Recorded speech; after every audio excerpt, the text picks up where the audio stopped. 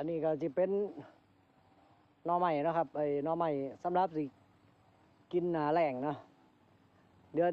นี้ก็เดือนในเดือนตุลาเนาะครับเดือนตุลาเขาก็จะเริ่มตัดไอ้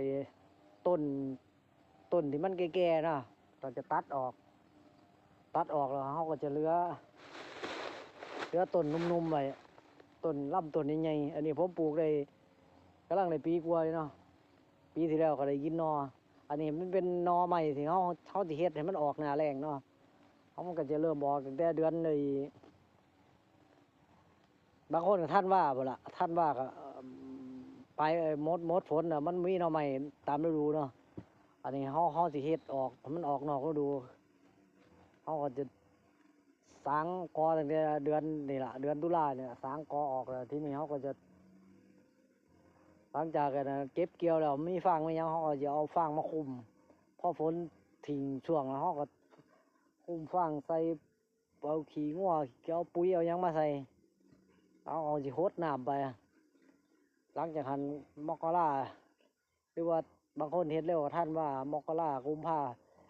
จะเริ่มเก็บนอแล้วว่าซะไอ้นอใหม่นี่นะเอิ้นไ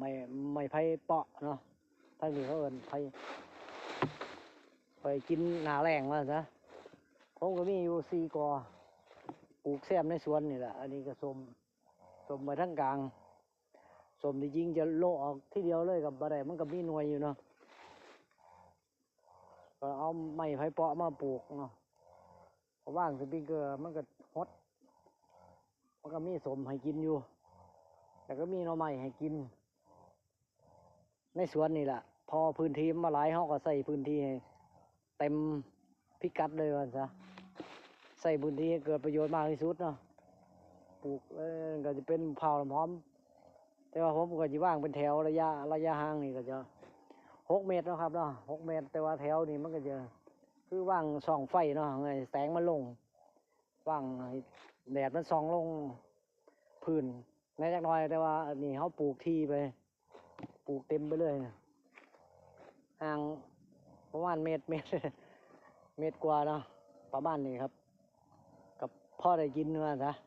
ผสมผสานในสวนเนาะแบบอยู่แบบพ่อเพียงเพิ่นว่าซะ